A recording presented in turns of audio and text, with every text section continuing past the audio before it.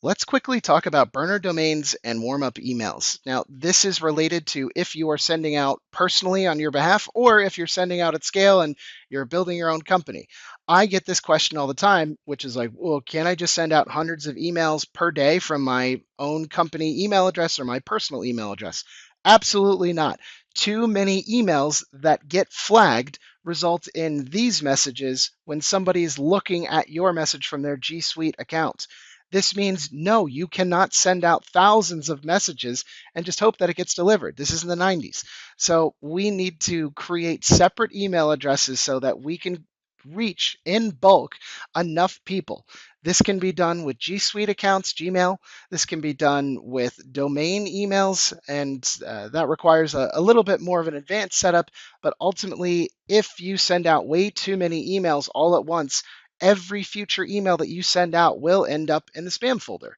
So, how do we work around this? Well, there's a few different ways. One is the done for you model, which you could use instantly and instantly allows you to pick up a burner domain, one warm up email, maybe two, I would recommend two, and then use their platform to essentially run this endlessly at scale.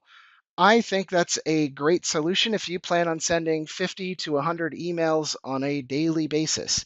At my peak, I was sending closer to 5,000 a day. I don't think necessarily you need to do that, but be aware that it is an opportunity and an option. So let's say that you did want to go down the rabbit hole. What is the use case for burner domains and emails? Well, the benefits are multifold. So if you have a professional email address, you can get access to many different types of tools that sometimes require a professional email address that do not allow you to sign up with a personal email address. It does give you some legitimacy and professionalism when you are doing outreach and it's taylorryancmo.com or whatever. It also allows you, and this is the most important reason, to massively scale up your outreach to over 100 emails a day. This would allow you to also potentially set up email forwarding, and you could also potentially continue to use this outreach at scale for either your own portfolio or doing speaker outreach. Who knows? I included a massive amount of domain and email tools that are potentially at your disposal if you decide you want to really go with this. But these are different places to get burner domains. Again, I really like the instantly done for you setup. I would not recommend grabbing a domain unless you're building on top of one of these tools. I do think that there are a lot of great personal email creation opportunities, and I've listed a bunch of those there. Do not use temporary emails for doing outreach, it doesn't work. And if you needed to create a fake name, I don't know why you would, then I've included those. I think it's a huge opportunity to get into, but something to think about nonetheless. If you're doing email on a smaller scale, you can definitely get away with using a tool like Apollo. Every tool that I mentioned has dozens of competitors. This is just one tool, and I don't know, it's been the tool that I've shown a few things on. It's pretty good. I will show you how you add your Gmail accounts, how you add contacts, how you adjust the merge fields, how you can check and test everything and then send stuff out. Really straightforward stuff. Some third party validation and email statistics. So, percentage of emails that are spam, like globally, percentage of emails that end up in the recipient spam folder, and number of in the billions spam emails that were sent every day.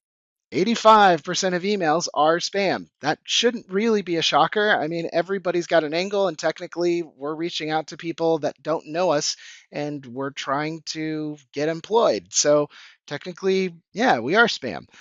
Even though it's like, not me, no. 10.5% of emails end up in the recipient's spam folder. That is about right. And if you check your spam folder now, you won't be shocked to find, oh, there's people in there. And 160 billion spam emails were sent every day. And this statistic comes from, I believe, 2022. So I can only imagine it continues to go up. From the standpoint of creating a new domain and new emails, just remember there are some quick limits. So, week one, when you're sending out emails from a brand new email account, remember that you have between 10 and 20 daily emails before it starts to raise a few red flags. By week 3 or 4, you're up to 20 to 50, and a well established domain could be 50 to 100 daily emails sent.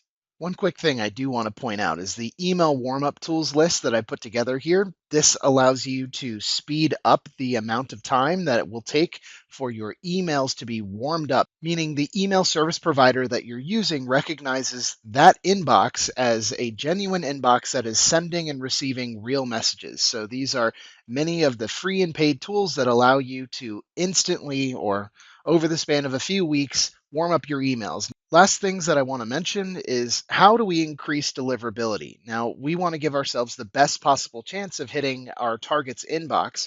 So, these are some of the things that I think would help with the setup process in order to maximize the likelihood of you getting into the right inbox and having your email at the very least read. So, the first thing is, of course, having an email address that is professional and not a totally like third grade email. That's obvious. Having everything authenticated and set up properly, and if you use that instantly tool I told you about, then you're good to go with that. Using a warm up with emails and, of course, the emails under the domains, super important. I just showed those tools. Balancing out the outreach. So if you are doing different campaigns, you're not overloading a specific email address or email address and domains. And then every once in a while, doing a couple of just blacklists, testing, and reviews. And I put these testing tools here so that you can have access to that. The reason that we have these tools is to really make sure that we're able to deliver using the email addresses that we're using for outreach. So if you check out Mail Tester or Mail Genius, it allows you to basically send an email to a very specific email address, and it will give you a score based off of your email outreach behavior or lack thereof, which is cool. You can also check the domain to make sure that you are not banished into the world of the spam folder as a domain. And there's a few other tools here that are quite nice. So it is definitely worth checking out if you're going to be doing this at scale. Even if you're doing it at a small level, I think it's always interesting to kind of check out and see what happens.